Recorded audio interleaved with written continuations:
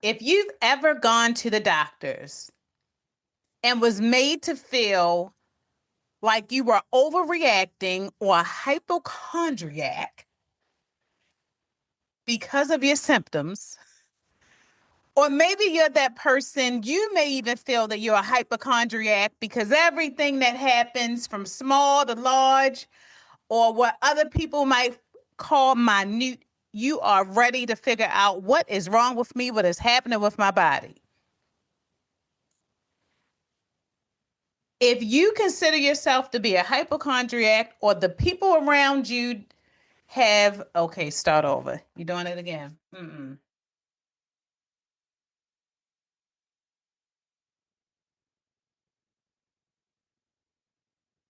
Have you ever felt like a hypochondriac?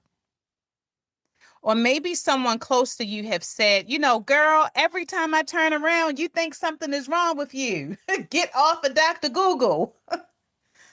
Or maybe you've even gone to the doctors because there was a symptom or a way that you felt that just did not feel right. And you left that office feeling like a hypochondriac.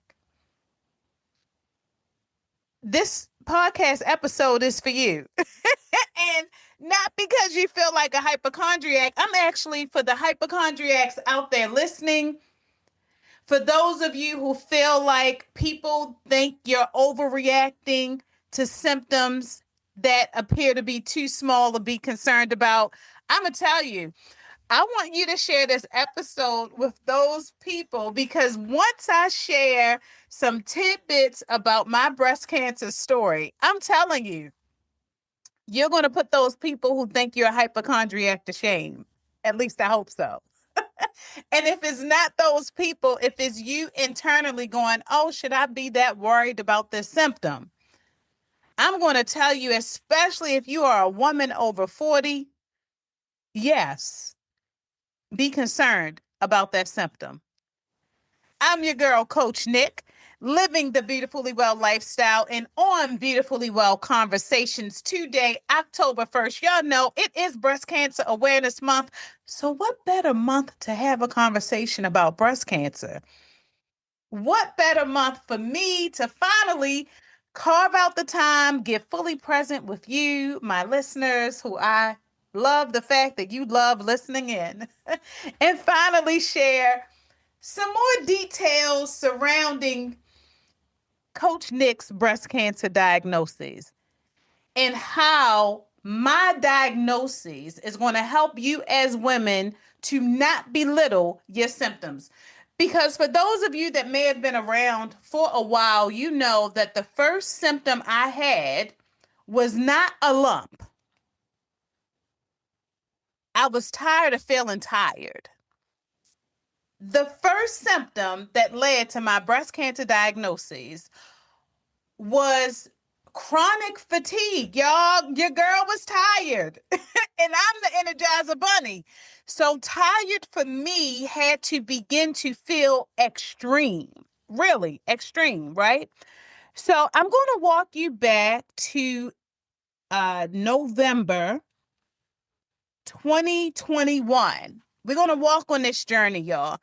I've shared a little bit about my breast cancer story here and there, sometimes on social media, a couple of podcasts, but I haven't dove deep into it. And I don't know why I feel like now in 2025 is the time for me to become fully present and hopefully empower those of you who are listening to just tap into non-traditional or non-expectant symptoms, to not feel like a hypochondriac and recognize that, especially for us women over 40, that our symptoms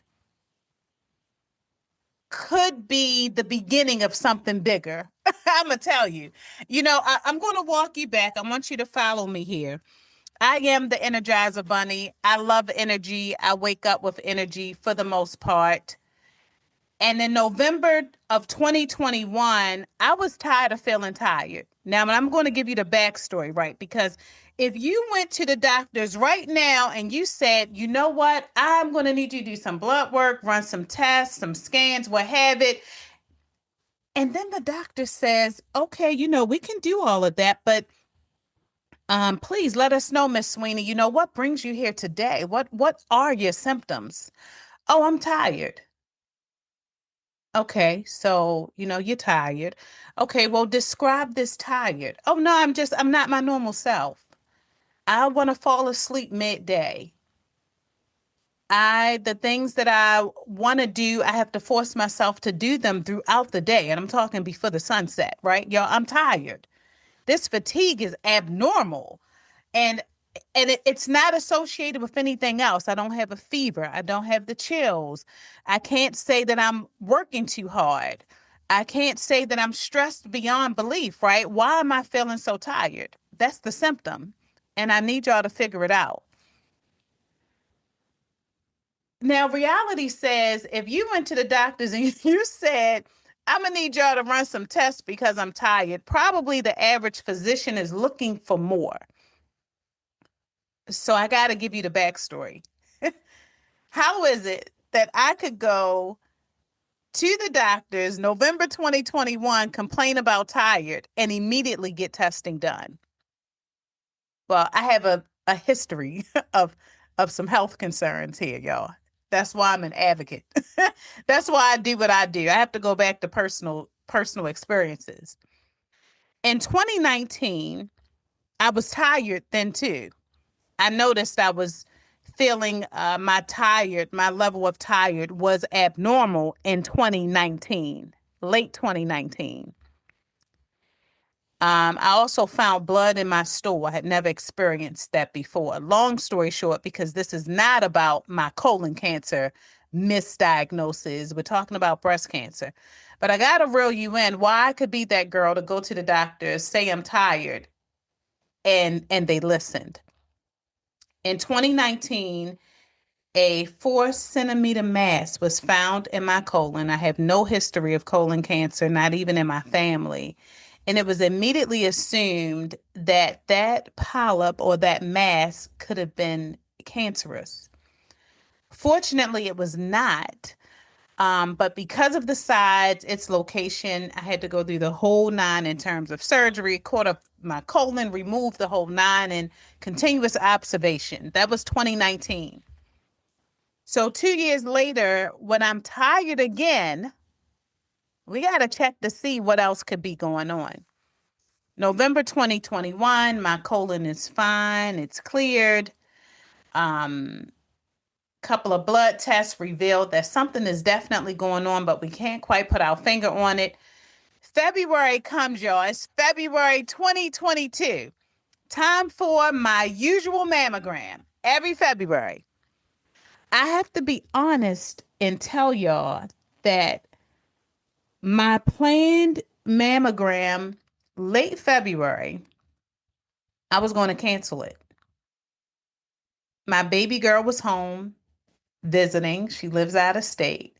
She was visiting, and her visit went from, the weekend into the early part of the week. And I was like, I'm having so much fun with family. Let me give them a call and reschedule this mammogram. I don't feel like going anyway. But remember, I'm not putting it off long term. I'm just saying, this day, late February, I'm going to reschedule this mammogram. And hopefully they can see me maybe March. But something said, don't do that.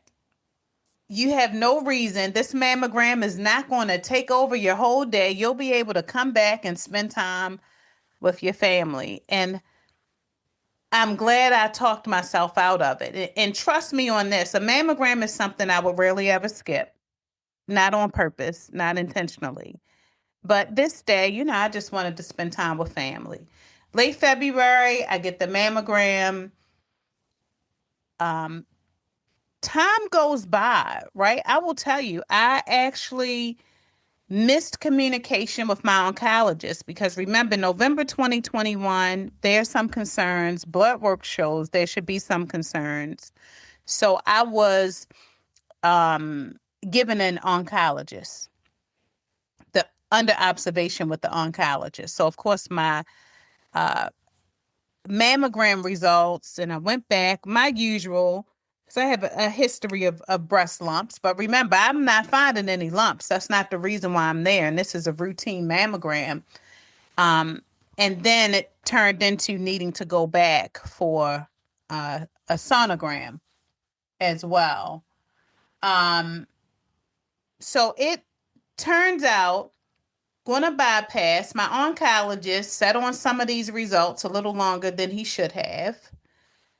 It's now April, mid-April, and I'm told I need to come in for a biopsy. Well, more imaging. The more imaging led to a biopsy. Yeah, I hope y'all following this story. I swear, I hope it's interesting, right? Because late February, abnormal mammogram, took too long to find out it was abnormal. Now it's early April. I'm back doing more scans. Now it's time for the biopsy. This biopsy experience, if you've ever had a breast biopsy, of course, no one signs up and get excited about this. But I had a breast biopsy before in 2010. In 2010, doing my own uh what do you call it? I'm in the shower and I'm doing my own breast exam, right? I'm feeling around and I find a lump. This is 2010 in my early 30s, right breast. I felt a lump. Fortunately, that lump was benign. Through doctor's recommendation, had it removed anyway. But in 2010, I had a biopsy. I never forgot what it felt like, but I was okay.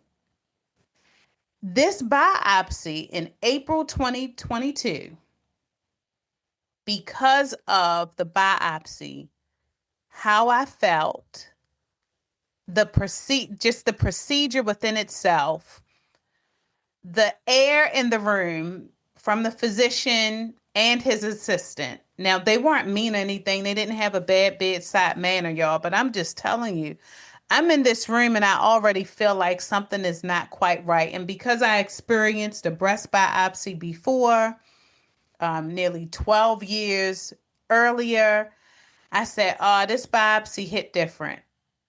And I'm not feeling this.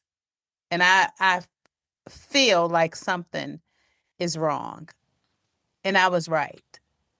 So I prepared myself, right? I know the call from the doctor, I believe if it was not the next day, there was a 2-day window because they move pretty quick. I'm sitting at work 2 days, a day or two, because the brain gets fuzzy. A day or two after the biopsy was done, I'm in a staff meeting. Y'all know I'm an entrepreneur. I'm sitting in my office, staff is there, we're having a meeting. And I know that phone number. I know that number from GBMC. I know what it looks like. And he says, I, before he could get it out, and I'm listening because I'm sitting there. I asked my staff, at the time, y'all, I'm gonna, let me just step out for a minute and take this call. It was a short call. It wasn't long at all.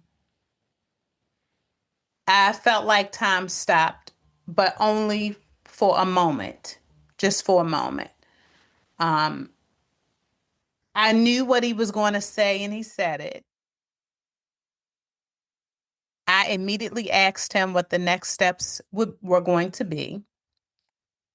I got real clear about those next steps. I told him thank you and walked back in my staff meeting and had that meeting. Went on my work day like like that phone call was not a breast cancer diagnosis. I'm telling you, my work from the moment I hung that phone up, I hung up that diagnosis. I moved right on with the rest of my day. That phone call happened the early afternoon. Early afternoon. The workday didn't end till a little after 5. I didn't call anybody. I didn't even call my husband. I didn't call my mom. I didn't call my daughters. I got through my workday. I said, because you know what? Right now is not the time for me to process all of this. I need to be in a space to process something that I have been preparing myself for. I felt.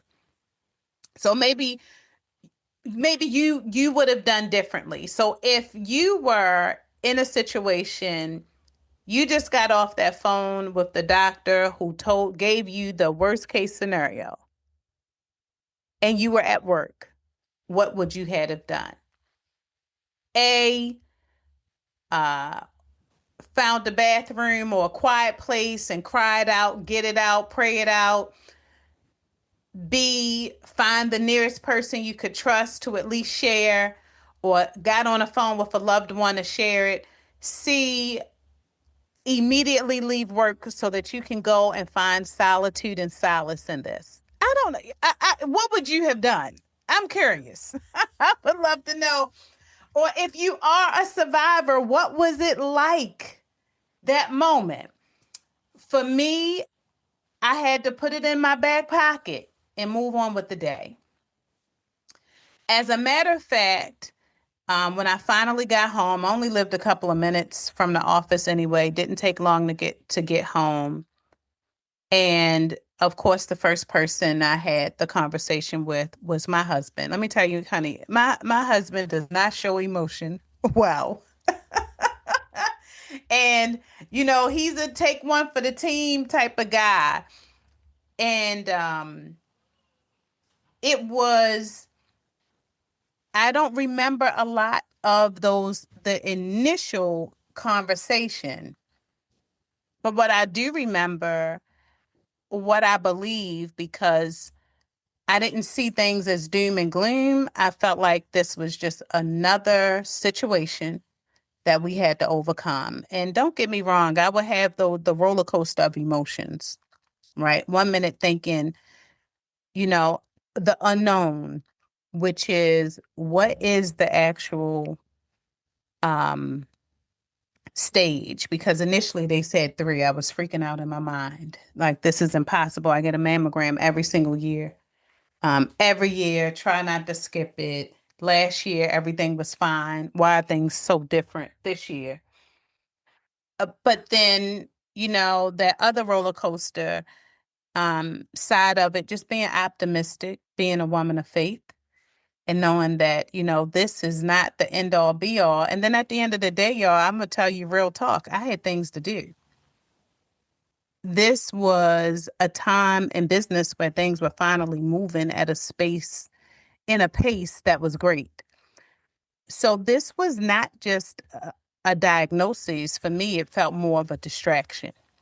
Like, now you got to figure out how to navigate this. Now, mind y'all, this is April. We're getting towards the end of April. There is an assumption that this is just a lump. We're just going to remove it. Chemo could be a conversation. Radiation is definitely a conversation. And I'm like, let's just move forward with the surgery. Let's just remove the little thing. I had surgery in May. Diagnosis in April, surgery in May. An interesting caveat to surgery was this thought that it would have been impossible that the breast cancer would have spread through the lymph nodes or to any other part of the body. And that was, an assumption leading up to surgery, even a week. It wasn't even a week before surgery. Like, they were thoroughly convinced this was stage 1. We do a lumpectomy. We do a few tests to see if chemo is going to be necessary. And we're definitely pushing for multiple rounds of radiation. Turns out the cancer had spread to 2 lymph nodes. So now we have a lumpectomy. The surgery includes lymph node removal. Still outpatient, same day.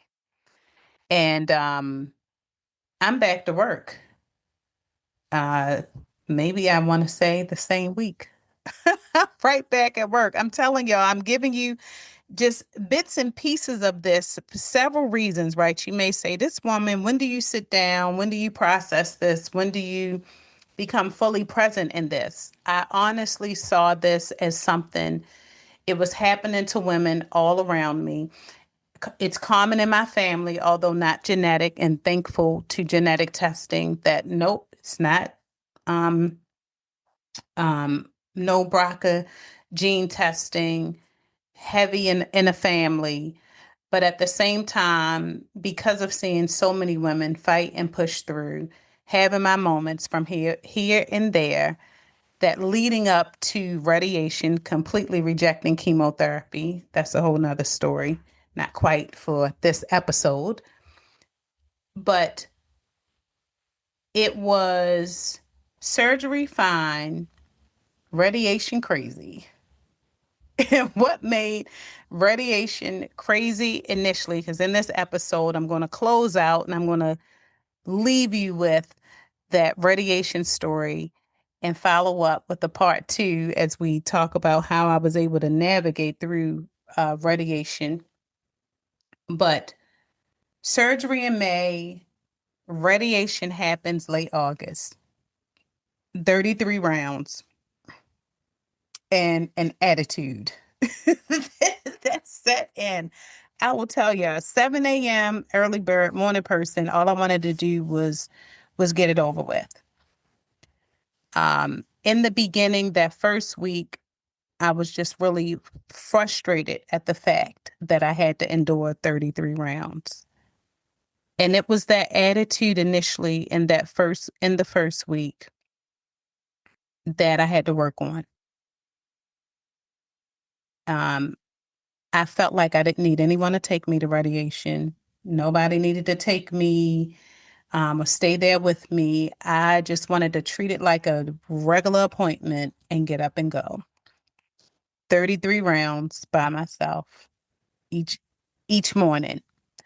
The first week was the hardest because my attitude was the toughest. It was the roughest. It was not woe is me. It was just, why do I have to be here? Why do I have to do it?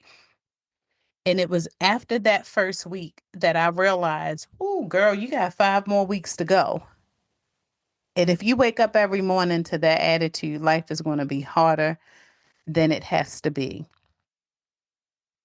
And if you've ever been in a situation where you had to see the situation for what it is and take ownership of it and realize that at the end of the day, this stuff is not changing. It is going to be, it's going to happen, and you have no choice but to figure out the best way to navigate it. That the ball is in your court from day one. How will you decide to handle it? And I had to remind myself that this is a time to be grateful. I mean, you can imagine if you're a survivor out there and you had to endure chemo, you had to endure radiation, just dealing with the prep even leading up to surgery.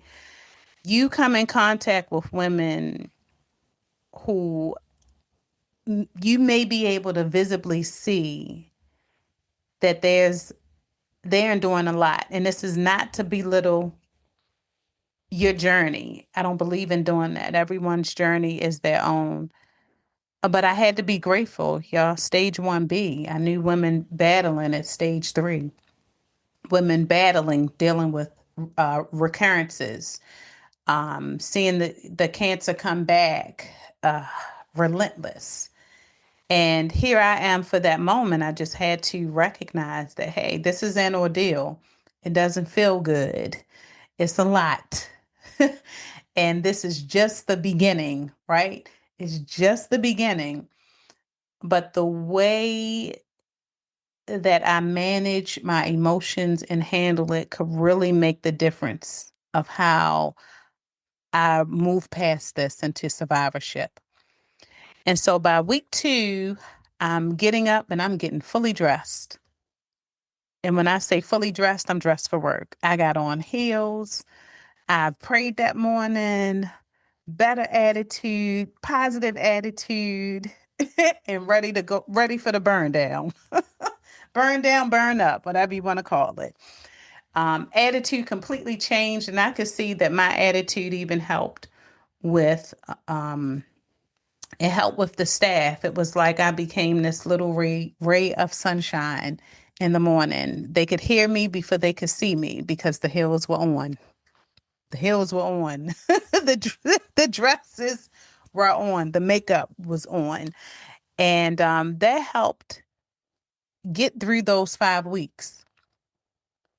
And so the lesson in that, I talked a little bit about it, and that is just how do we allow our attitude and our mindset to shift when we are in a space, especially in a space where the only thing that we can control is how we deal with things.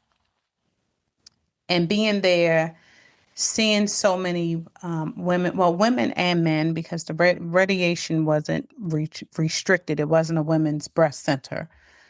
But just seeing others endure and go through uh, their appointments, not knowing the whole story, but feeling like, every day I'm just going to count down. I'm going to count down to 33.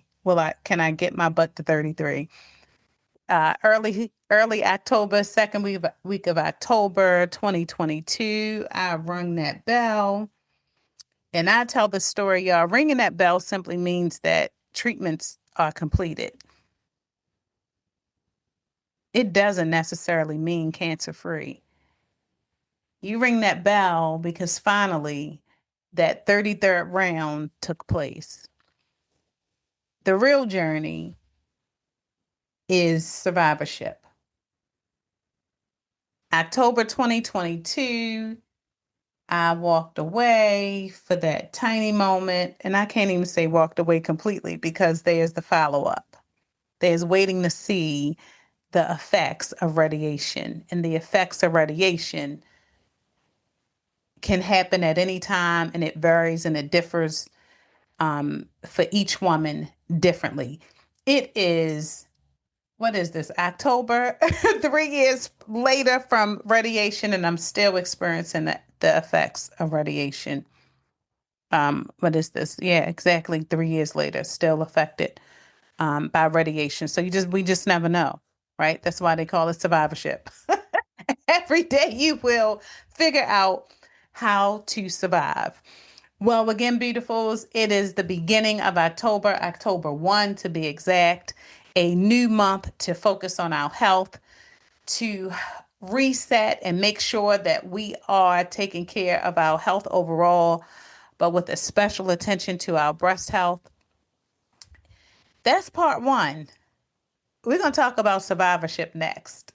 So I hope for those of you who were able to hang out, what are the takeaways from this conversation? Well, one, for my hypochondriacs, continue to be a hypochondriac, especially if you're over 40, because something as simple as being tired, excessive fatigue, we got to pay attention to that, could be an indication that something else is not quite right.